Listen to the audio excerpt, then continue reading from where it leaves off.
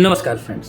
Nuclear bombs की इस श्रृंखला के पहले भाग में हम लोगों ने देखा था कि किस तरीके से अल्बर्ट आइंस्टाइन साहब के E=mc² को इस्तेमाल में ला करके न सिर्फ अमेरिका दुनिया के पहले न्यूक्लियर बॉम्ब की टेस्टिंग करता है, बल्कि साथ ही वो जापान के हिरोशिमा और नागासाकी नामक दो शहरों में इसके पहले वास्तविक अनुप्रयोग को भी अंजाम देता है।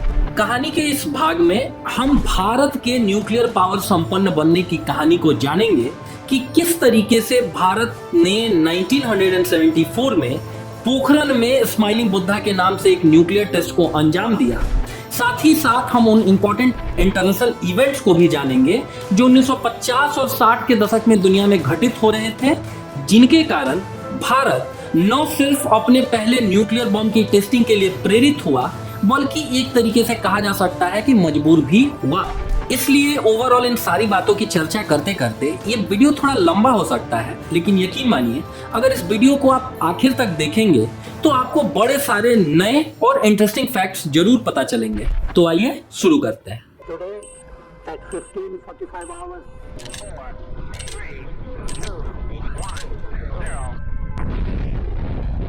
अमेरिका के पहले एटॉमिक पावर देश बनने से एक बड़ी इंटरेस्टिंग चीज ये हुई कि दुनिया पर पिछले 250-300 सालों से चला आ रहा इंग्लैंड का वर्चस्व खत्म हुआ और अब दुनिया के सबसे पावरफुल देश के तौर पर यूनाइटेड स्टेट्स ऑफ अमेरिका ने अपने को स्टैब्लिश कर लिया था। हालांकि वर्ल्ड पॉलिटिक्स में अमेरिका की मोनोपोली बहुत दिनों तक नहीं चली, क्योंकि ठीक 4 साल बाद 1949 में यूएसएसआर या आज का रूस अपने पहले न्यूक्लियर एटम बम की टेस्टिंग को अंजाम देता है और वो भी एक परमाणु संपन्न देश बन जाता है।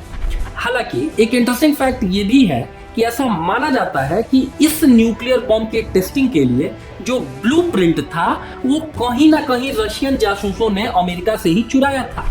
40 के दशक के आखिरी कुछ सालों में अमेरिका और यूएसएसआर के मध्य विश्व पर वैचारिक वर्चस्व स्थापित करने के लिए शीत युद्ध प्रारंभ हो जाता है, जिसके कारण पूरी दुनिया कहीं ना कहीं दो खेमों में बट जाती है। हम लोग को ये भी नहीं भूलना चाहिए कि 1940 और 50 के दशक में दुनिया में बड़े सारे नए नए देश स्वतंत्र हो रहे थे और अमेरिका और यूएसएसआर के मध्य एक तरीके से इस चीज की होड़ लग जाती है कि कौन सा देश ज्यादा से ज्यादा देशों को अपने खेमे में शामिल कर ले जाएगा। इतना ही नहीं, 1950 के कोरियन युद्ध और 1955 के वियतनाम युद्ध ने पूरी दुनिया को यही दिखलाया कि अब नीति और सिद्धांतों की परवाह किए बिना अंतरराष्ट्रीय भूपटल पर अमेरिका और रूस अपनी मनमानी करने से बाज नहीं आएंगे। तो मोटे तौर पर यही सारे इंटरनेशनल इवेंट्स उस समय की दुनिया में चल रहे थे। और अब बात करते हैं हम अपने देश भारत की, जो 15 अगस्त 1947 को नया नया आजाद हुआ था। एक लंबे कालखंड तक पूरी दुनिया को अपने ज्ञान और विज्ञान से अभिभूत कर देने वाला भारत, जिसको आप दुनिया के सबसे बड़े सॉफ्ट पावर देश की संज्ञा भी दे सकते हैं, उसे यूएस और यूएसएसआर के अनुचित प्रभाव से बचते हुए अपने विकास के एक इंडिजिनस मॉडल, एक स्वदेशी मॉडल को खोजना था। क्योंकि कभी दुनिया की 50% जीडीपी में कंट्रीब्यूट करने वाला हमारा भारत राजनीतिक रूप से तो आजाद हो गया था, लेकिन अभी भी हम आर्थिक दृष्टिकोण से सशक्त नहीं थे। इसलिए ये चीज तो समझी ही जा सकती है कि हमारे देश की आरंभिक सरकारों के सामने कहीं ना कहीं ये नैतिक दुविधा जरूर रही होगी कि क्या वेस्ट की अंधाधुंध नकल करते हुए हम भी न्यूक्लियर प्रोग्राम पर अंधाधुंध पैसा खर्च करें, या अपनी देश की गरीब आबादी की मूलभूत समस्याओं जैसे रोटी, कपड़ा और मकान का समाधान करें। वहीं भारत के पहले प्रधानमंत्री जवाहरलाल नेहरू साहब की छवि एक अंतरराष्ट्रीय नेता की बनकर के उभर रही थी। फॉर एग्जाम्पल, गुट निरपेक्ष आंदोलन के वो सर्वमान्य नेता थे। इसके अतिरिक्त 1950 के कोरियन युद्ध और 1956 के स्वेज नहर वाले विवाद के समाधान के लिए उन्होंने बहुत पॉजिटिव सा एक रोल प्ले कर रखा था। वहीं दूसरी तरफ भारत के सबसे ग्रेटेस्ट साइंटिस्ट में से एक होमी जहांगीर भाभा साहेब ने Tata institute of fundamental research को एस्टैब्लिश किया था 1945 में, और वो बार बार एम्फेसाइज दे करके नेहरू जी से ये आग्रह करते रहते थे कि भारत को भी एक न्यूक्लियर पावर देश बनने की जरूरत है। वहीं नेहरू जी का कहना था कि बुद्ध के देश को युद्ध की जरूरत नहीं है। आखिर में होमी जहांगीर भाभा जवाहरलाल नेहरू शायद को यह समझाने में कामयाब रहे कि न्यूक्लियर फिजिक्स के बहुत सारे यूजेस में से एक यूज न्यूक्लियर बॉम्ब है, ना कि एक लौता यूज। आज के समय में भी देखिए तो न्यूक्लियर फिजिक्स के मूलभूत सिद्धांतों को इस्तेमाल में ला करके हम न सिर्फ ट्रोमेंडस अमाउंट ऑफ न्यूक्लियर एनर्जी को जनरेट कर सकते हैं, बल्कि कोबाल्ट 60 जैसे रेडियो एक्टिव सब्सटेंसेस को इस्तेमाल में ला करके बहुत सारे मेडिकल ट्रीटमेंट के प्रोसेसेस को सरल बनाया जाता है। आंतरिक कहानी जो भी रही हो, आखिरकार होमी जहांगीर भाभा साहेब नेहरू जी को मना लेते हैं कि इंडिया को न्यूक्लियर फिजिक्स के क्षेत्र में रिसर्च करने की जरूरत है, और तब जाकर के न्यूक्लियर फिजिक्स के क्षेत्र में बहुत सारे फंडामेंटल इंस्टीट्यूशंस की स्थापना की जाती है। फॉर एग्जाम्पल, परमाणु ऊर्जा आयोग की स्थापना अगस्त 1948 में डिपार्टमेंट ऑफ साइंटिफिक रिसर्च के अंतर्गत की जाती है। आगे चलकर एटॉमिक एनर्जी के यूज को देखते हुए एक सेपरेट डिपार्टमेंट की स्थापना 1954 में कर दी जाती है, और इस डिपार्टमेंट ऑफ एटॉमिक एनर्जी को भारतीय प्रधानमंत्री के सीधे प्रभार क्षेत्र में दे दिया जाता है। तो एक तरीके से देखिए तो न्यूक्लियर फिजिक्स के क्षेत्र में भारत का जो मूलभूत रिसर्च था वो प्रारंभ हो रखा था। और देखने वाली बात ये भी है कि समाजवादी विचारधारा से आने के कारण ट्रेडिशनली ऐसा माना जाता था कि गुटनिरपेक्षता आंदोलन के प्रमुख नेता होने के बावजूद नेहरू जी का कुछ ना कुछ रुझान यूएसएसआर की तरफ जरूर है। वहीं दूसरी तरफ अमेरिका भी ऐसा चाहता था कि भारत नाटो वाले ग्रुप को ज्वाइन करे, क्योंकि गुटनिरपेक्षता आंदोलन के प्रमुख नेता होने के कारण अगर भारत नाटो ग्रुप को ज्वाइन कर लेता है तो इसका सीधा सा मतलब होता कि 40-50 और कंट्रीज साथ में नाटो को ज्वाइन करते। लेकिन नेहरू जी तो समाजवादी विचारधारा के थे, वो यूएसएसआर के तरफ इंक्लाइंड थे। ऐसे में किया क्या जाए? तो व्यवहारिक जीवन में भी आप लोगों ने बहुत बार देखा होगा कि अगर आप किसी से प्रत्यक्षतया कम्युनिकेट नहीं कर पाते हैं तो किसी मध्यस्थ के द्वारा उससे कम्युनिकेट किया जाता है, उससे संचार स्थापित किया जाता है। Same story is applicable here also. America अपनी जगह अपने सहयोगियों को भारत की मदद करने के लिए आगे रखता है ताकि लॉन्ग रन में भारत अमेरिका का सहयोगी बन सके। इंडिया के न्यूक्लियर रिसर्च प्रोग्राम में मदद करने के लिए 1956 में जो भारत का पहला न्यूक्लियर रिएक्टर अप्सरा था उसमें मदद करने का काम करता है यूनाइटेड किंगडम। और ठीक इसके 4 साल के बाद एक और न्यूक्लियर रिएक्टर है भारत का साइरस, इसकी स्थापना करने में कनाडा बड़ा एक इंपॉर्टेंट सा रोल प्ले करता है। अब इन दो न्यूक्लियर रिएक्टर्स के स्थापना के बाद भारत पर यह आरोप लगने लगता है कि भाई भारत कहीं ना कहीं गुटनिरपेक्षता के सिद्धांतों से अलग जा रहा है और नाटो देशों की मदद से अपने न्यूक्लियर प्रोग्राम को स्टैब्लिश करने का प्रयास कर रहा है। इन्हीं आरोपों को ध्यान में रखते हुए भारत सरकार 1962 में एटॉमिक एनर्जी एक्ट लाती है, जिसमें बोला जाता है कि भारत का जो न्यूक्लियर प्रोग्राम है उसका अंतिम मकसद कहीं से भी एटॉम बम बनाना नहीं है, बल्कि भारत का न्यूक्लियर प्रोग्राम शांतिपूर्ण प्रयोजनों के लिए होगा, जिसका अंतिम और एकमात्र लक्ष्य जन कल्याण है। इसके ठीक अगले साल यानी 1963 में 123 एग्रीमेंट होता है भारत और यूनाइटेड स्टेट्स ऑफ अमेरिका के मध्य, जिसके अंतर्गत 1969 में भारत के पहले न्यूक्लियर प्लांट की स्थापना महाराष्ट्र के तारापुर नामक जगह में की जाती है। तो मोटे तौर पर इस कहानी में अब तक हम लोगों ने जाना कि भारत का जो न्यूक्लियर प्रोग्राम था वो अनमने ढंग से प्रारंभ हुआ, और दूसरी चीज ये कि उसमें कहीं पे भी न्यूक्लियर बॉम्ब इत्यादि बनाने की कोई बात नहीं की गई थी। तो आइए जानते हैं कि ऐसी कौन सी वो मजबूरियां रही थी, कौन सी वो परिस्थितियां रही थी जिसके कारण भारत अपने पहले न्यूक्लियर बॉम्ब की टेस्टिंग के लिए मजबूर हुआ। 1962 से 65 के मध्य भारत को 2 युद्ध लड़ने के लिए मजबूर किया गया, 1962 में चाइना के साथ और 1965 में पाकिस्तान के साथ। और इन दोनों युद्धों ने ये चीज साबित की कि भारत के पास भी अगर न्यूक्लियर बॉम्ब होता तो वो कहीं ना कहीं न्यूक्लियर डिटरेंस का काम करता, न्यूक्लियर अवरोध का काम करता, जिससे अभी तक हमारा देश वंचित था।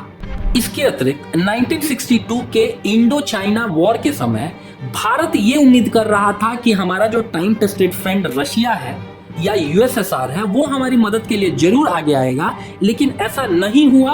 और तब भारत को चाणक्य नीति का इंपॉर्टेंस समझ में आया कि भाई अगर आपको शांति की भी बात करनी है तो उसके लिए आपके बाजुओं में जोर होना चाहिए, और मॉडर्न समय में आपकी बाजुओं में जोर उत्पन्न करने का काम, बल उत्पन्न करने का काम केवल न्यूक्लियर वेपन ही कर सकता है।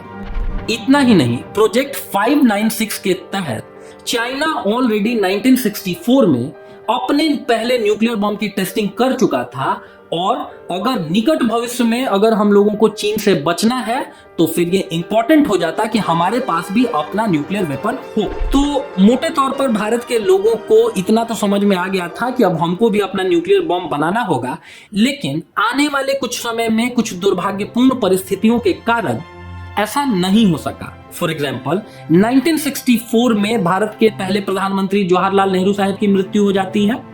आने वाले 2 सालों में अगले प्रधानमंत्री शास्त्री जी की भी मृत्यु हो जाती है, और भारत के जो one of the greatest scientist में से एक होमी जहांगीर भाभा थे, उनकी भी 1966 में मृत्यु हो जाती है।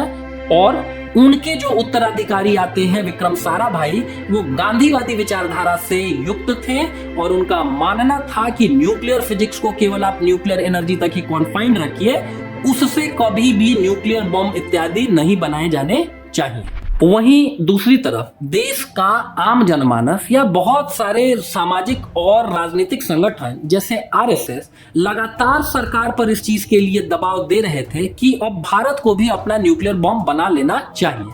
और आने वाले कुछ दिनों में यह सौभाग्य मिलता है श्रीमती इंदिरा गांधी जी को। 1971 के भारत पाक युद्ध में जिस तरीके से अमेरिका ने हमारे राष्ट्रीय हितों के अगेंस्ट काम किया, उससे ये चीज और सिद्ध हो चुकी थी कि भाई न्यूक्लियर बम तो हमारे पास होना ही होना चाहिए, ताकि लॉन्ग रन में भारतीय सब कॉन्टिनेंट में शांति और स्थायित्व आ सके। तो आवश्यकता थी एटॉम बम की, और कहते हैं ना कि आवश्यकता ही आविष्कार की जननी होती है। तो आवश्यकता थी एक पॉलिटिकल स्ट्रॉन्ग लीडरशिप भी थी इंदिरा गांधी जी के नेतृत्व में। लेकिन फिर सवाल उठता है कि एटॉम बम बनाने की तकनीक कहां से आई। भारत के पास भी उसका अपना एटॉमिक बम होना चाहिए, इस चीज की राजनीतिक इच्छा शक्ति तो इंदिरा जी ने दिखा दी थी। इंदिरा जी की तरफ से ग्रीन सिग्नल मिलते ही इस बम के निर्माण की जिम्मेदारी दी गई बार्क के वैज्ञानिकों को, जिन्होंने राजा रमन्ना की अध्यक्षता में बहुत ब्यूटीफुली काम किया। इसके अतिरिक्त बीडी नाग चौधरी की अध्यक्षता वाले डीआरडीओ की सहायता ली गई, और होमी सेतन्ना की अध्यक्षता वाले परमाणु ऊर्जा आयोग की देखरेख में इस बम का निर्माण किया जाना था। ये निर्णय लिया गया कि बम के निर्माण के लिए जो परमाणु सामग्री लगेगी वो ली जाएगी साइरस न्यूक्लियर रिएक्टर से, जो हमें कनाडा के सहयोग से प्राप्त हुआ था। साथ ही अमेरिका द्वारा दिए गए हेवी वाटर आधारित न्यूट्रॉन मॉडरेटर को इस्तेमाल में लाया जाना था। इस पूरे प्रोजेक्ट को बहुत गोपनीय तरीके से अंजाम दिया जाना था, और ऐसा कहा जाता है कि इस प्रोजेक्ट की जानकारी इस देश में 100 से कम लोगों के पास उस समय उपलब्ध थी। इसके अतिरिक्त हम लोगों को ये भी याद रखना चाहिए कि भारत के ऐसे वैज्ञानिक जो अन्य देशों में काम कर रहे थे, उनसे भी सहायता ली गई। इवन वेस्टर्न वर्ल्ड ने ये तक कहा कि इस न्यूक्लियर बम के लिए जो फ्यूल था वो वही फ्यूल था जो हम लोगों ने तारापुर न्यूक्लियर पावर प्लांट के लिए आपको उपलब्ध कराया था। उसी को एनरिच करके आप लोगों ने एटॉमिक बम में परिवर्तित कर दिया, जो अपने आप में कहीं से भी सही नहीं है। लेकिन हम लोगों को एक चीज और नहीं भूलनी चाहिए, एंड दैट इज कि नैतिकता की एक ही परिभाषा हो सकती है। ऐसा नहीं होगा कि वेस्टर्न प्रतिमान अलग होगा, हमारे लिए अलग होगा। अगर आप लोगों को यह अधिकार है कि आप लोग सेल्फ डिफेंस के लिए या इवन आक्रमण के लिए न्यूक्लियर बम बना सके, तो एडवर्स कंडीशन के लिए भारत को भी ये पूर्णतः अधिकार होना चाहिए, ये अख्तियार होना चाहिए कि हम लोग भी इंडिपेंडेंट तरीके से अपने न्यूक्लियर बॉम्ब के प्रोग्राम को एग्जीक्यूट कर सके। अब सारी तैयारियां हो चुकी थी, अब समय था अपने न्यूक्लियर बॉम्ब की वास्तविक टेस्टिंग का, और इसके लिए राजस्थान के पोखरन नामक जगह को चुना गया। ऐसा इसलिए क्योंकि पोखरन राजस्थान के थार रेगिस्तान के अंतर्गत आता है, और थार रेगिस्तान के अंतर्गत आने के कारण ही वहां पर शून्य जनसंख्या का वास था। और भारत अपने पहले न्यूक्लियर बॉम्ब की टेस्टिंग के लिए जो तारीख चुनता है वो तारीख थी 18 मई 1974 की। एक इंटरेस्टिंग फैक्ट ये भी है कि इस पूरे ऑपरेशन को कोड नेम दिया जाता है स्माइलिंग बुद्धा, और उस दिन 18 मई के दिन बुद्ध जयंती भी थी। अब इस चीज के सिग्निफिकेंस को आप दो तरीके से समझ सकते हैं। पहला तो ये कि अक्सर विदेशी देशों की जो खुफिया एजेंसियां होती हैं, उनकी नजर भी ऐसे किसी इवेंट पर होती है। अब आप खुद सोच करके देखिए कि बुद्ध जयंती के दिन अगर किसी इवेंट को आप ऑर्गेनाइज कर रहे हैं जिसका की कोड नेम स्माइलिंग बुद्धा है, तो यही समझ विकसित होगी कि यह किसी प्रकार का एक सांस्कृतिक आयोजन होगा। तो इस तरीके से विदेशी देशों की खुफिया एजेंसियों को झांसे में रखा गया। साथ ही साथ ये स्माइलिंग बुद्धा कोड नेम एक और चीज को इंडिकेट करता है, विच इज भगवान बुद्ध का मध्यम मार्ग। भगवान बुद्ध का मध्यम मार्ग इस चीज को इंडिकेट करता है कि दो हम लोग सदा सर्वदा से अहिंसा के रास्ते पर ही चले हैं, लेकिन जरूरत पड़ने पर आत्मरक्षा के लिए अब हमारे पास एक स्ट्रॉन्ग वेपन होगा, विच इज न्यूक्लियर बॉम्ब। इस श्रृंखला के तीसरे भाग में हम लोग 1998 में भारत द्वारा संपन्न किए गए 5 परमाणु परीक्षणों की कहानी जानेंगे। साथ ही हम ये भी देखेंगे कि नॉर्थ कोरिया और पाकिस्तान जैसे देशों के पास न्यूक्लियर वेपन्स कहां से आए। अगर ये वीडियो आपको अच्छा लगा तो it's a humble request that please do like, share and subscribe. मिलते हैं किसी ऐसे ही इंटरेस्टिंग वीडियो के साथ। Thanks for watching. Pakistan, China, the United States of America and several other countries sharply reacted to the Indian nuclear tests.